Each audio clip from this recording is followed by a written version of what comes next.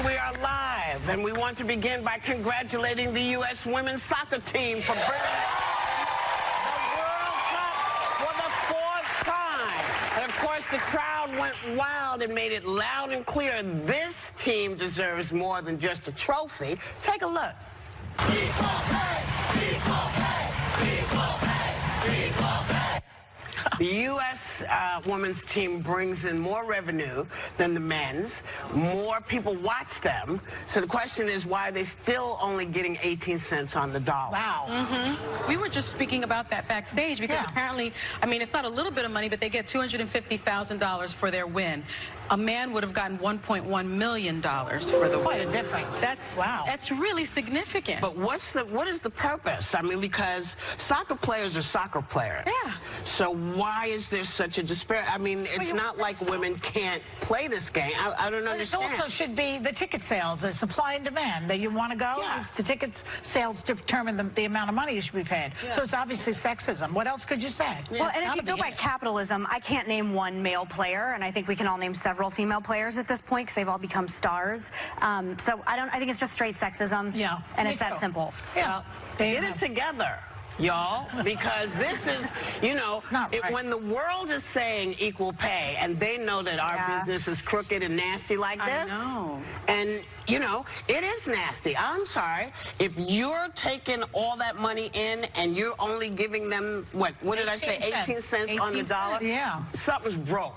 Something's wrong. Well, something's something will change now, I think it's going to change because apparently the U.S. women's national team has sued. They have sued a gender discrimination lawsuit. Why do they have to?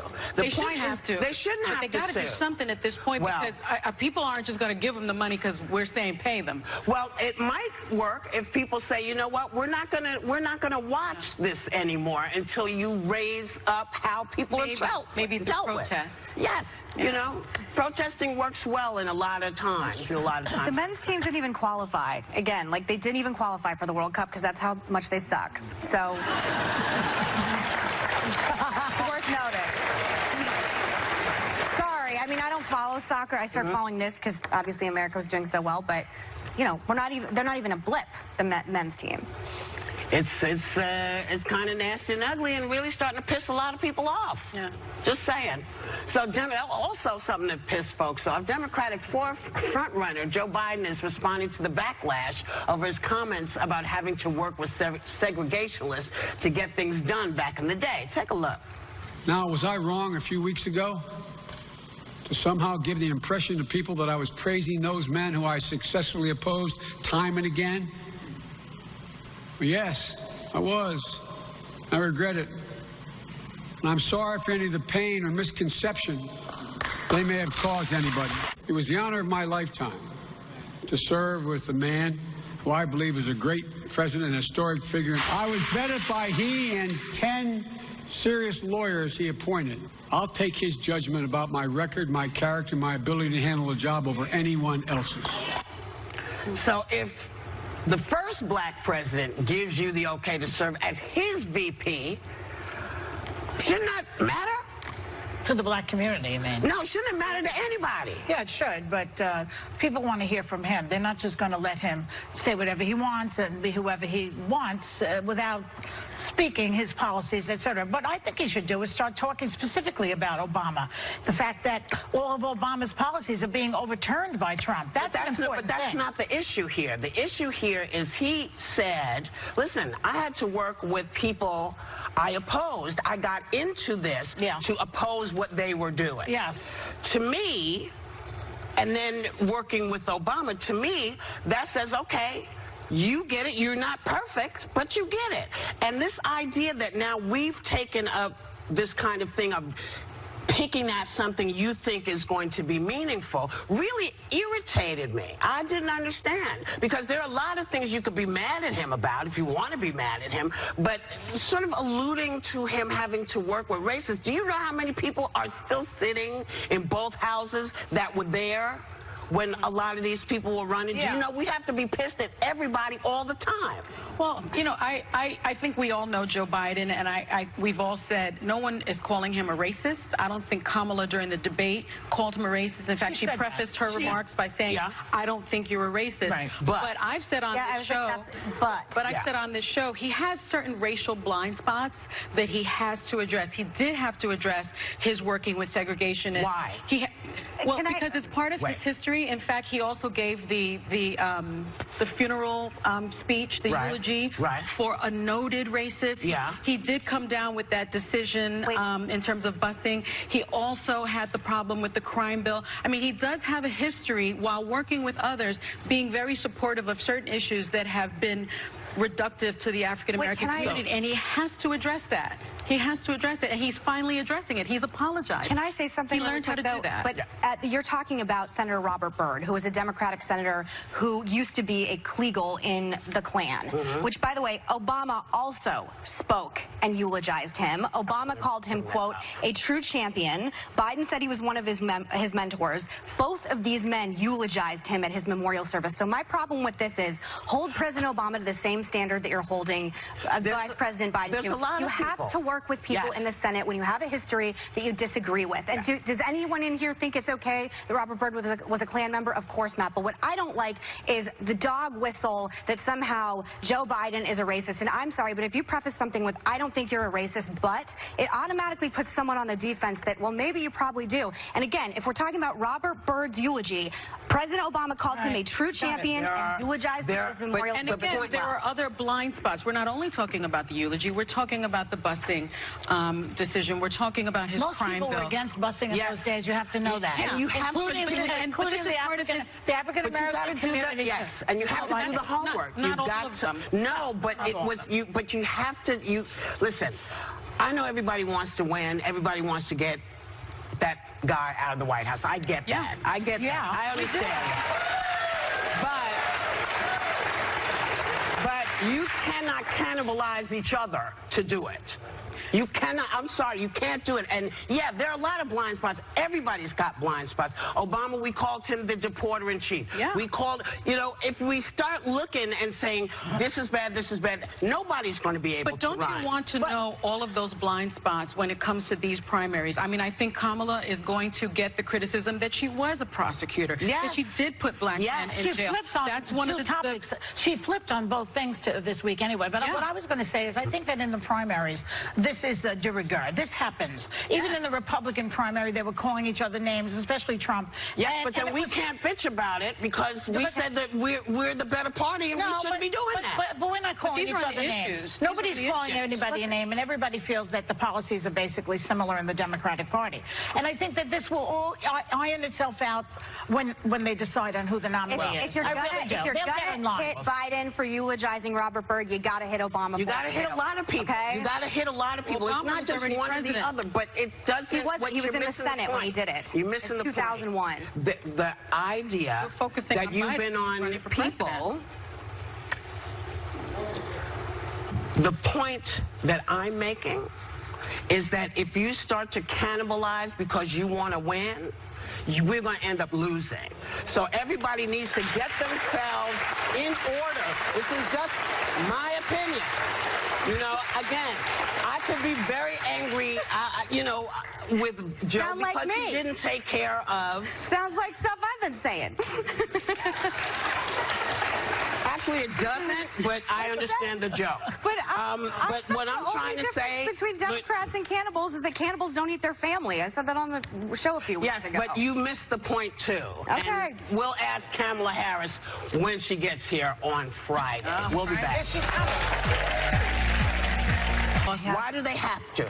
They shouldn't have to. They shouldn't have to. They got to do something at this point because people aren't just going to give them the money because we're saying pay them. Well, it might work if people say, you know what, we're not gonna watch this anymore until you raise up how people are dealt. Maybe the protest. Yes, you know, protesting works well in a lot of times. The men's team didn't even qualify. Again, like they didn't even qualify for the World Cup because that's how much they suck. So. Worth noting. Sorry, I mean, I don't follow soccer. I started following this because obviously America was doing so well, but you know, they're not even a blip, the men's team. It's kind of nasty and ugly and really starting to piss a lot of people off. Yeah. Just saying.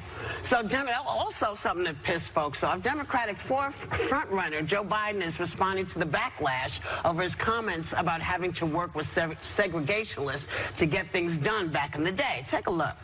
Now, was I wrong a few weeks ago to somehow give the impression to people that I was praising those men who I successfully opposed time and again? Well, yes, I was. I regret it. And I'm sorry for any of the pain or misconception they may have caused anybody. It was the honor of my lifetime to serve with a man who I believe is a great president and historic figure. I was vetted by he and 10 serious lawyers he appointed. I'll take his judgment about my record, my character, my ability to handle a job over anyone else's. So if the first black president gives you the okay to serve as his VP, shouldn't that matter? To the black community, you mean? No, shouldn't it matter to anybody? Yeah, it should, but people want to hear from him. They're not just going to let him say whatever he wants and be whoever he wants without speaking his policies, etc. But I think he should do is start talking specifically about Obama. The fact that all of us... You're missing the 2001. The idea that you've been on people... The point that I'm making is that if you start to cannibalize because you want to win, we're going to end up losing. So everybody needs to get themselves in order. This is just my opinion. You know, again, I could be very angry, you know, with Joe because he didn't take care of... Sounds like stuff I've been saying. Actually, it doesn't, but I understand the joke. But what I'm trying to say... between Democrats and cannibals is that cannibals don't eat their family. I said that on the show a few weeks ago. Yes, but you missed the point, too. Okay. And we'll ask Kamala Harris when she gets here on Friday. We'll be back. Acosta, who is now Labor Secretary under you-know-who, helped craft a sweetheart deal that let Epstein avoid federal charges and serve only a 13-month sentence with a 12-hour work release. How was he able to avoid justice for so long? Well, they knew somebody. They knew somebody who knew somebody who knew somebody. And so on that note, we're going to let that go because we can't really talk about this the way that I think we would normally. And so until we have that ability to actually do that and talk about some of the things that we have read or thought or connections, we're going to move on to something a little bit different. The Little Mermaid backlash. I know this is shocking, but apparently people don't realize that The Little Mermaid is a fairy tale. And so they're upset because The Little Mermaid is going to be voiced by a young black woman. Now, people are saying that it should be sung by a white lady because I think they forgot it's a cartoon. And that since mermaids often don't come to the surface, we don't really know. What color are mermaids anyway? What color they are? We don't. No.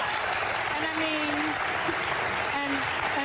and this young actress, Halle Bailey, is incredible and amazing. Her voice is extraordinary. She's great. She sounds like a mermaid, but you know, in The Little Mermaid, wasn't Sebastian Jamaican? Right? Under the sea, right? So I thought it was like international waters. So why couldn't she be black? Right? Funny. I understand it. Well, can I say something? So when I was younger, I remember Cinderella being Brandy and Whitney Houston, and I believe you were in that movie as well. I was. So fairy tales are fairy tales, and we can choose whatever actors we want that we think are the best. And now when I think of Cinderella, that's the movie I think of. And if I had kids, that's probably this video I would show them, because I think it's a lot less weird than the Disney animated one. And I didn't understand this controversy because at a time when we're supposed to be celebrating so much diversity in so many different ways, It seemed so nasty and so negative and so mean to this girl's break. Well, she is right now because she's about to become a household name. And also, I mean, should people be upset that Ursula who is purple, by the way? Yes, that's right, purple. Okay. Is being played and an octopus. Yes, being played by Melissa McCarthy. I don't think that's a terrible bad thing. I mean, she'll be wonderful as Ursula. So everybody, calm down. Calm down. I was hoping more for a drag queen as Ursula, honestly. Well, you know what? That could anything could happen. Right? But you know what? Speaking of Disney, we just lost a really wonderful little actor. We want to send our prayers to the family of Disney actor Cameron Boyce, who passed away suddenly at the age of 20. He was a great kid. We'll be back. Yeah. Pack of Democratic candidates because he has some different kinds of ideas and policies that have gained him a kind of a cult following. He's here to tell us what he's going to do for you. Please welcome Andrew Yang. Hey. Well, Mr. Yang, I was telling you I have a dear friend who's part of the Yang Gang and is riding very hard for you. So he's very excited you're on today. So I was first really introduced to you in the last debate, but there's a controversy going on right now because you accused NBC of cutting your mic off at times when you wanted to interject. NBC has denied that's happened, but it's a big conspiracy all over the internet. Can you clarify what happened? Well, I was only asked 2 questions over 2 hours, and that's, you know, like, there for everyone to see. And so I just shared my experience with some supporters after the fact. But we're just thrilled that I have another debate in July and then also in September and October to keep getting our ideas out to the American people. But how do you make it so you speak more than 3 minutes? Well, we were joking that maybe I'd have like a sign or something. I could like hold it up. But we're very confident that that we'll get more opportunities in the Were you the only one that happened to? Or did somebody else also get screwed out? I think one of the other candidates said that her mic was also cut at various times. Marianne Williamson? Yeah, I think that's right. I haven't talked to Marianne about it, though. Yeah, because he spoke less than 3 minutes, or about 3 minutes. But you have some very dedicated followers. They call themselves the Yang Gang. Supporters wear hats that have math written across the top. Make America think harder. Crowds chant PowerPoints at your rallies. And there's a YouTube channel dedicated to getting you elected called Nerds for Andrew Yang 2020. So, and I love that, actually, because I do think that, you know, I give a lot of credit to the American people. I think we're smarter than people are giving us credit for. And that's what I think you're trying to tap into. So tell us about that. Well, my campaign's dedicated to trying to solve the problems that got Donald Trump elected. We're in the midst of the greatest economic transformation in the history of our country, what experts are calling the 4th Industrial Revolution.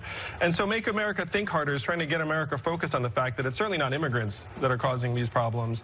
It's the fact that technology is pushing our economy to a point where more and more Americans are having a harder time finding paths forward. Amazon's closing 30% of our malls and stores in the next 4 years, and being a retail worker is still the most common job in this country. The average retail worker is a 39-year-old woman making between $9 and $10 an hour. We know she doesn't have much in the way of savings. So as her stores close, the opportunities disappear. We have to start focusing on solving those problems, and that's what Make America Think Harder. It's the opposite of this call to yesteryear. We need to start solving the problems of today. Is anybody in the Republican Party giving any thought to that, what you just said? Well, when you talk to politicians about this economic transformation we're in the midst of, unfortunately, a lot of the solutions revolve around education and retraining. But I looked into the studies around retraining manufacturing workers in the Midwest, and the results were very, very bad. 0 to 15% success rates. Yeah. So if you're a politician and you say, hey, we're going to educate Americans for the jobs of the future, then everyone's like, okay, that sounds great. But then when you dig into the reality, unfortunately, that's not the way it works. Well, it didn't work, right? Because we tried to do that when we moved mining. Yeah, we said we were going to retrain people, and it didn't work, as we heard from various people saying, well, there's nothing out there for me. Well, when they're climate deniers also, they don't even look at the possibility of having green jobs, which a lot of people could go into that. But anyway, you are also proposing something of a basic universal income, a freedom dividend. That's right. You call it. What does that mean exactly? So this is an idea that's been with America since our founding. Thomas Paine was for it. Martin Luther King championed it in 1967. It's a dividend for every American as a right of citizenship. So under my plan, every American adult would receive $1,000 a month starting at age 18 every month until you expire. What? Yes. Yeah. That will cost $3 trillion. Where's this money coming from? And what is the point of it, really? They say if you give a man a fish, if you give a man a fishing line, he can fish. If you give him one fish, he'll just eat that fish, something like that. I think I know the saying you're talking about. How does it go? You know that what I'm talking about? So you hand somebody $1,000. Now, what good is that? They spend the $1,000, big deal. Though, for people that are struggling. I know it's a bit of a game changer, but it's not a long-term solution. Come on. It actually would help build a more human-centered economy, what I call the trickle-up economy, because it would allow more people to do the kind of work that they want to do, including people like my wife, who's at home with our 2 young boys, one of whom is autistic. And right now, the market values her work at 0. GDP values her work at 0. If you start putting resources into our hands, it actually expands what we think of as work. Well, now you're talking about paying women for doing housework and doing work at home, being mothers. That's a good idea. That is a good idea. Oh, good. That's different. That's different. Well, I mean, again, and this is a game changer for the waitress at the diner who's getting harassed by her boss. It's a game changer for the single mom who's stuck in an abusive relationship. Like, we need to put the economic resources into people's hands to be able to improve their situation. Still, how are you going to pay for this exactly? Well, you know, listen to Elizabeth Warren. She's got a plan. She's charging 2% over certain millions and millions and millions. What are you going to do? So my plan is to get the resources from the big winners of the 21st century economy. So the big winners are who? Amazon. Trillion-dollar company, paid 0 in taxes, less than everyone in this room. Apple, Netflix, Google. These companies are great at just not paying a whole lot of taxes. Right. And so what you do is you have to look around the world and see that other countries have put a mechanism in place so the American people get a tiny slice of every Amazon sale, every Google search, every Facebook ad, every Uber mile, and that's enough to pay for a dividend of $1,000 a month, particularly because this money just comes back to us over and over again. Yeah, but you're assuming that those companies are just going to go on ad infinitum, making millions and millions. Amazon seems to be doing that. With all due respect, as the millennial at the table, I would love What about me? I'm a millennial. But my generation... Okay, excuse me, it's Joy and I as the millennials at the table. But every Democrat that comes on, the answer is write a check. And the problem is the deficit is going to my generation, and that's already the problem right now. So is there any answer Who created that deficit? I'm asking the presidential candidate this question, if you don't mind. I don't mind, but I want to answer it Do you have an answer that is... Okay. Go ahead. Sir, you can answer over you. No, please. I understand the question. And so I've run companies, and you have a revenue problem in this country, and you have an expense problem in this country. You have to go after both of them.